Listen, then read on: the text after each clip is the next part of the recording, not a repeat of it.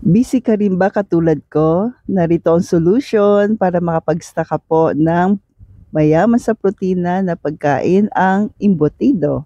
So gagawa po tayo ngayon ng low carb embutido. Ano nga ba mga sangkap ang pwede sa atin at ano po ang ating inalis? Una po naglagay tayo ng bell pepper sa ating giniling. Sa embutido po, kung hindi pwede sa inyo ang pork, pwede naman po ang chicken. So papalitan mo lamang po. Naglagay din tayo ng onion, unsweetened pickles. Pwede po yan sa atin. Low carb cheese. And please don't forget to like and follow po para updated tayo sa ating mga low carb meal, low carb dessert, low carb kaalaman natin everyday. Thank you po and God bless. At kung umabot ka po sa part nito ka low carbs, pwede po bang pa-comment naman kung taga saan ka po para alam ko lang kung saan umabot tong ating video. Thank you po. And asin at paminta. Tansya-tansya lang po ginawa ko po dito ka low carbs pero ang meat ko na yon ay 1.5 kilo. O di ba po? Ang dami, parang piyesta. Hindi naman po kasi para lang mayroon din tayong stock sa rep. Kasi po pag Sunday busy po kami, pambaon na rin. So naglagay po ako diyan ng 3 pieces po ng egg sa ating embutido.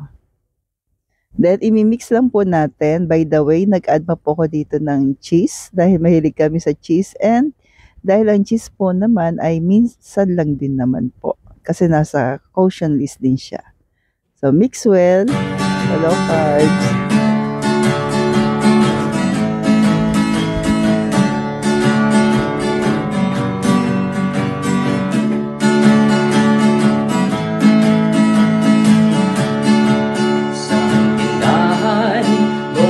Essentials ay kumpletong matatagpuan. Katulong mo sa pag-ayos ng iyong kalusugan. Marami kang pagpipilian sa Jetter's Tindahan.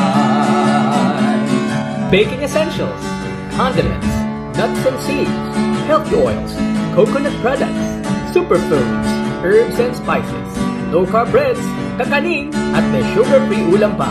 Happy ang pamimili sa Jetter's Green Dahan! Sa tindahan, low-carb essentials ay kumpletong matatagpuan.